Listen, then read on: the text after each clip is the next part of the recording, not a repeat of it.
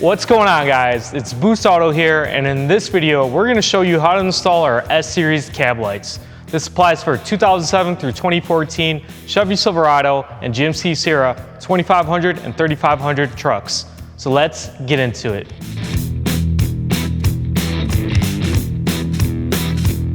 Get ready to boost up your truck style with Boost Auto's patent-pending S-Series cab lights. Our cab lights aren't just any cab lights, they're built with pure quality and precision. So of course, they're gonna look way better on your truck than anything else out there. We put in years of research and some serious innovation to bring you the ultimate cab lights for your truck. You can option these in our crisp white running light or our sleek amber running light to finish off the look of any build. You can also option for our jaw-dropping startup sequence that'll add personality to your build. And for the first time in the history of cab lights, we've developed groundbreaking technology specifically for our cab lights. Our S-Series module enables turn signal on our cab lights without the need for additional wires being run to them to add that function. This means you don't need to worry about running wires all the way up to the cab lights or having to remove the headliner at all. No unnecessary wires, no unnecessary panels or liners being removed, which for us means a no fuss install. Get them as standard flashing signal or option for the more premium sequential signal where the signal swipes instead of flashing. But here's the best part. Both styles are available as switchback, so they'll fit right in with all the other awesome Boost Auto products on your truck. Couple things to note before we get into this install. First, the S-Series cab lights featured in this video will fit 2007 through 2014 Chevy Silverado and GMC Sierra 2500 and 3500 trucks that came equipped with cab lights from the factory. If your vehicle is a different year range, or if you're looking to retrofit the S-Series cab lights onto your vehicle that did not originally have cab lights, we have different install videos for them, so be sure to check out our YouTube channel. To check Fitment availability and to purchase this or all other products Boost Auto has to offer for your truck, you can go to boostauto.com. Alright guys, before we jump into the install, let's quickly break down what's in the kit. On the left of me, I have our cab light and our cab light box. Inside this box will also contain the hardware needed to install your cab lights. And if you option for running light and turn signal, on the right of me, I got our S-Series module. It'll also come with a harness kit, but we'll get more into that later. On the screen is a list of tools you'll need to complete this install. You can pause here to collect them, then let's proceed with the install.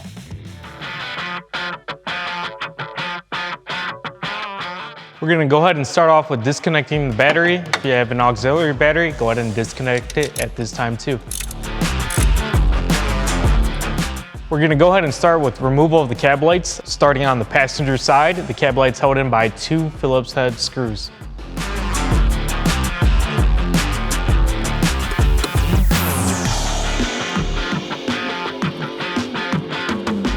With the 2 screws loose, you could go ahead and maneuver the cab light out, so let's go ahead and do that. Now with it out, you'll have this electrical connector going into the cab light. Go ahead and lift up on that tab using a pick or a flathead. Gently pry up on it. With it pried up on, you could go ahead and pull back on the connector. With the cab light removed, you're gonna have a hole on your roof. Just make sure your harness remains outside the vehicle at all times. We have the 2 plastic posts that hold in the cab light. We're gonna go ahead and slide both of them out. Now we have the 2 retaining clips that are in the roof of the vehicle. We're going to remove those next. Now the retaining clip has 2 tabs holding it in place. You're going to use a pick tool to bend those tabs down so the clips can be pulled out.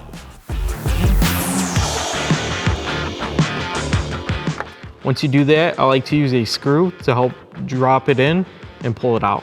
Obviously, the truck I'm working on has less than ideal factory retaining clips, so to give you a better idea of how these come off, let's take a closer look. You can see that the center tab needs to be bent down so the clip can be pulled up and out.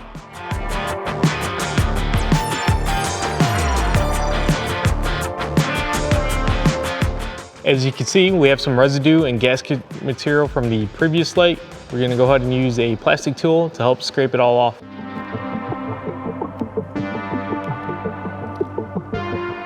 All right, with that gasket out of the way, we can go ahead and wipe down the surface. I'm using a suitable car care product. I'm gonna go ahead and spray on the towel and then give it a good wipe down. All right, we're gonna go ahead and move on over to the center mounted cab light.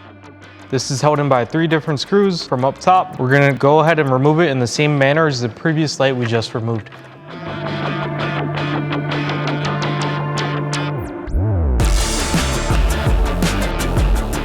In the same way, we're gonna go ahead and remove the 3 plastic posts.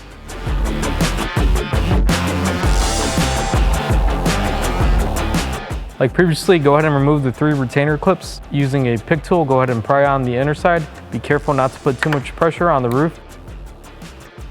And then you can go ahead and fish it out with the previously removed screw.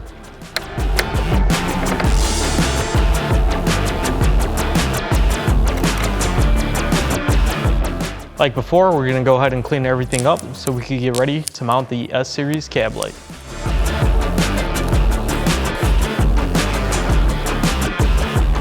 Now moving over to the driver's side, we have our last cab light left. Just like the passenger side, it's held in by 2 screws. Let's go ahead and get those out.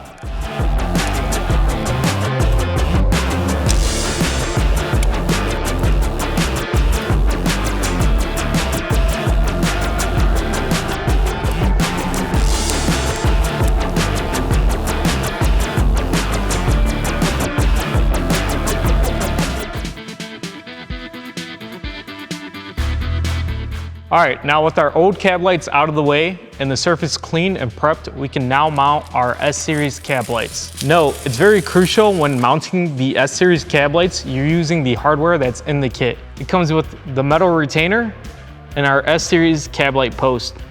It's very crucial that you use these 2 and not the old hardware. Doing so will ensure a proper weather seal and proper fitment. We're gonna go ahead and press in the retainer, line it up in the hole of the roof, and just apply some pressure. It'll snap in place. Once that guy is in, you have your S-Series cab light post. This is notched, so it could only go in one way. With that in, we could perform the same steps on the other mounting point. Let's go ahead and grab our S-Series cab light. This is labeled RH for right hand, so this will mount on the passenger side. We could go ahead and slide in the connector. You can see we have a nice quality seal for our S-Series patent pending cab lights. That's gonna keep out all weather. I'm gonna go ahead and drop in the cab light. It'll line up directly with our post. With our cab light now dropped in, we could go ahead and screw it down. Your kit will come with a gasket for the screw. Go ahead and slide it on. Once done, we could drop it in. Next, let's move on to mounting the center cab light.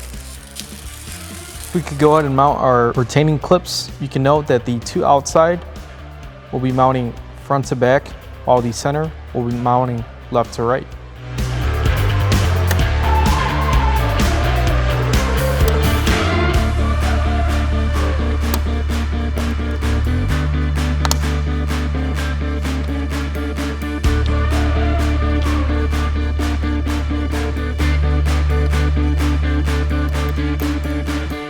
All right, with our other 2 lights installed, we can install our final light on the driver's side. It is labeled LH for left hand.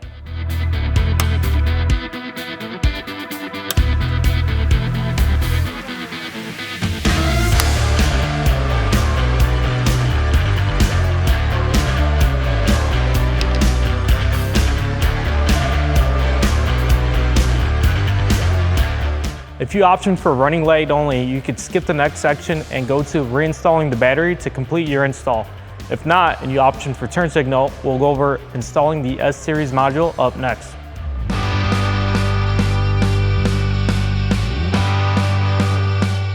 This is our S-Series module. We have 2 sides. On this side is the output side. As you can see, it has 2 butt connectors.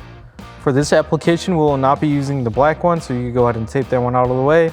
The blue one's gonna go directly to your cab light and intercept the harness there. On our input side, we have 2 connectors. One is a 2-pin connector and one is a 4-pin connector. The 4-pin connector will have 3 wires going to it. One will be running light, the other 2 will be left hand and right hand turn signal. And then on our 2-pin connector, we'll have power and ground going to it. We're going to start with wiring up the running light to the cab light on the S-Series module. We're on the passenger side. Go ahead and get inside the cabin of the vehicle. We're going to start with this trim panel. For the running light, we are going to the junction block.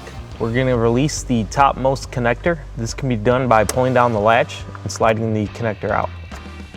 To gain more access on the wires, we could go ahead and peel back some of this tape. With the latch in its original position to the right, B2 is on the top row, second from the left. Go ahead and cut the wire. Now with the wires cut, you can go ahead and strip both ends of the wire. Go ahead and crimp your S-Series cab light module output side blue wire to the wire that we just stripped on the harness side. Now we can install the butt connector from your kit on the other end of the wire we just cut. With the butt connector now connected on our previously cut brown wire, we can go ahead and grab our 4-pin connector harness from our kit, size up the orange wire accordingly, and cut it to length. I'll go ahead and strip the end of the wire and crimp it to the previously installed butt connector from your kit. All right, now we could go ahead and heat shrink our butt connector. We could do the same thing on our module. Now we could go ahead and plug in the connector back into the junction block. Go ahead and plug in your 4-pin connector. And then from your kit, you could plug in the 2-pin connector as well. We're going to route these 4 wires over to the driver's side of the vehicle. Black's for ground, red's for power, red, green, and red, blue are for signal. You can go ahead and grab the other end of the 4 wires, and we're going to route it down through this cavity up here, down to the glove side. Go ahead and tape the 4 ends of the wire to a flattened out metal piece. Now we could route the harness on over to the driver's side through the center console.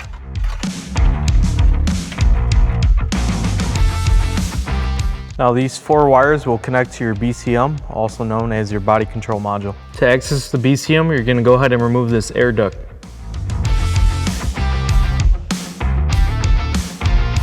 We're going to go ahead and disconnect the brown and black connector at the BCM. The brown connector is 3 up from the bottom, and the black connector is 4 up from the bottom. First, we're going to work on the brown connector. We're going to go ahead and tap to pin 4 on the top row all the way on the right using the red T-tap provided in the kit. This will go to your left-hand turn signal. So proceed with locating your red and blue wire, sizing it up to length, and cutting it to length. Go ahead and strip the end of the wire, and then once done, go ahead and crimp on your spade connector found in your kit. With the spade connector now on the red and blue wire, go ahead and plug in the connector on the red T-tap that was just tapped at the brown connector. Now for the right-hand turn signal, we're going to be tapping at the black connector at pin 5. Pin 5 is on the second row all the way to the left. Go ahead and tap here using the provided red T-tap in your kit. Go ahead and grab your red and green wire and size it up to length.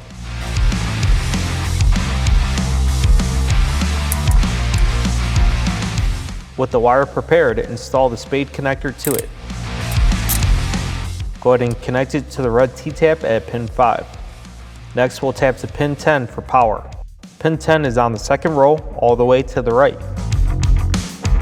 We're going to install the red wire to the T-tap in the same way. If your wiring kit includes an inline fuse, it will have to be installed to the red power wire from your harness. Here's how you do that. This inline fuse will go between your power harness and your power source. It will come with a eyelet connector and a spade connector.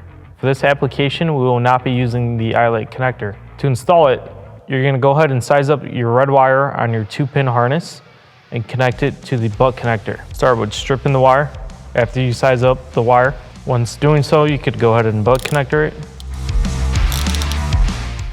And then like I said, for this application, we'll be using our spade connector. Go ahead and crimp it to the other side of the fuse. This will go to your power source, which would be the T-tap you just installed. If your kit does not come with an inline fuse, you can install spade connectors directly to the red power wire. Finally, we can tap to the ground on the black connector. This is located at pin 9. Pin 9 is on the second row in the second slot from the right. Size up the black wire and connect it to the T-tap.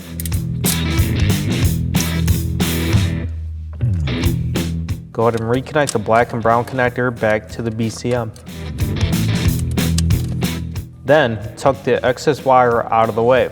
Now we can reinstall the air duct. Back on the passenger side, we can go ahead and start tucking some of the wire and button everything else up. And then we could go ahead and tuck the module into the cavity. Now we could go ahead and reinstall our trim cover.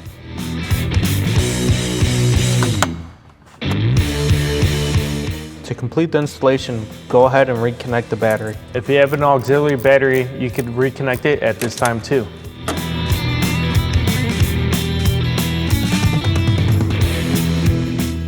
Hey, thanks for choosing Boost Auto for your aftermarket accessory needs. The S-Series cab lights featured in this video can be purchased on our website at boostauto.com. We also offer a wide range of products, parts, and accessories for your trucks and SUVs. So subscribe to our YouTube channel. That way you can be the first to know about the latest product releases and watch other videos just like this one. That's all for now. Catch you in the next one.